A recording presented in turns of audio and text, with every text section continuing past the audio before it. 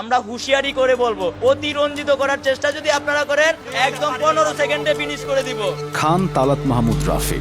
ঘটনাটি ছিল একটি ফেসবুক পোস্ট কেন্দ্রিক। ছোটবেলা থেকেই তালাত মাহমুদ রাফি অত্যন্ত স্পষ্টবাদী এবং খুবই সাহসী ছিলেন। কোটা সংস্কার আন্দোলন যখন শুরু হয় তখন তার একটি ফেসবুক পোস্ট ভাইরাল হয়। সেই ফেসবুক পোস্টে তিনি জানান, আমি নিজেও একজন মুক্তিযোদ্ধার নাতি এবং আমি মুক্তিযোদ্ধা কোটায় চট্টগ্রাম বিশ্ববিদ্যালয়ে ভর্তি হয়েছে, কিন্তু আমি মনে প্রাণে চাই চাকরির বাজারে মেধাভিত্তিক নিয়োগ হোক। তার এই ফেসবুক পোস্টটি সামাজিক যোগাযোগ মাধ্যমে ভাইরাল হয়। এমনকি এই পোস্টের খবর তৎকালীন প্রধানমন্ত্রী শেখ হাসিনার কানে পৌঁছায়। তখন তিনি একটি বিবৃতিতে বলেন, মুক্তিযোদ্ধা কোটা নিয়ে বিশ্ববিদ্যালয়ে ভর্তি হয়ে মুক্তিযোদ্ধাদের বিরুদ্ধে আন্দোলন গড়ে তুলছে একজন শিক্ষার্থী, তাকে বিশ্ববিদ্যালয় থেকে বের করে দেওয়া উচিত। প্রধানমন্ত্রীর এমন বক্তব্য ক্ষোভের জন্ম দেয়। তার ঠিক পরের দিনেই চট্টগ্রাম বিশ্ববিদ্যালয়ের শাটল ট্রেন থেকে ছাত্রলীগের কর্মীরা তাকে উঠিয়ে নিয়ে যায়। তারা প্রক্টর অফিসে তাকে নিয়ে গিয়ে বলে তার ছাত্রত্ব বাতিল করতে, কারণ বিশ্ববিদ্যালয়ে নিজে মুক্তিযোদ্ধা কোটায় ভর্তি হয়ে তিনি মুক্তিযোদ্ধাদের বিরুদ্ধে সংগ্রাম গড়ে তুলছেন। ছাত্রলীগ কর্মীরা আরও বলেন, এই বিশ্ববিদ্যালয়ে পড়ার কোনো অধিকার তার নেই।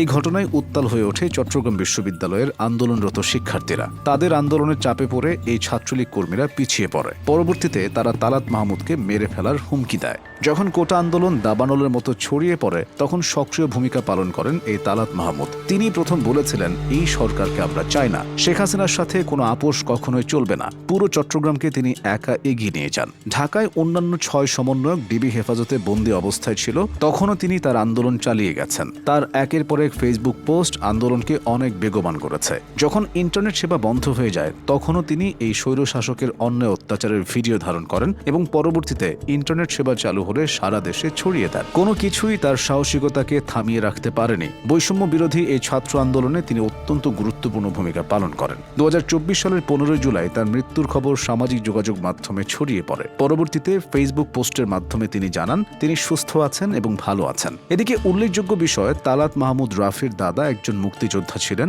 নেত্রকোনায় তিনি সক্রিয়ভাবে মুক্তিযুদ্ধে অংশগ্রহণ করেছেন। খান তালাত মাহমুদ রাফি জন্ম নেত্রকোনা জেলার মোহনগঞ্জ থানার একটি অজপাড়া গ্রামে। সেখানে কেটেছে তার শৈশব এবং কৈশোর। তিনি যেখানে বেড়ে উঠেছেন সেখানে বিদ্যুৎ সেবা ছিল না। নিতান্ত ছাপোষা পরিবারের সন্তান তালাত মাহমুদ রাফি নিজের অদম্য ইচ্ছায় চালিয়ে গেছেন পড়াশোনা। 2022-23 শিক্ষাবর্ষে চট্টগ্রাম বিশ্ববিদ্যালয়ের নাট্যকলা বিভাগে ভর্তি হন তিনি। বিশ্ববিদ্যালয়ের শিক্ষকরা তার মধ্যে নেতৃত্বের গুণাবলী দেখেছিলেন, শুনেছিলেন যে কোনো বৈষম্যে তার বজ্রকণ্ঠ। এই আন্দোলনের মাধ্যমে তিনি প্রমাণ করেছেন বয়স কোনো ব্যাপার নয়, সাহসিকতা এবং অদম্য ইচ্ছা থাকলে যে কোনো জয় ছিনিয়ে আনা সম্ভব। তার এই বজ্রকণ্ঠ আরও সামনে এগিয়ে যাক, তার জন্য এই শুভকামনা।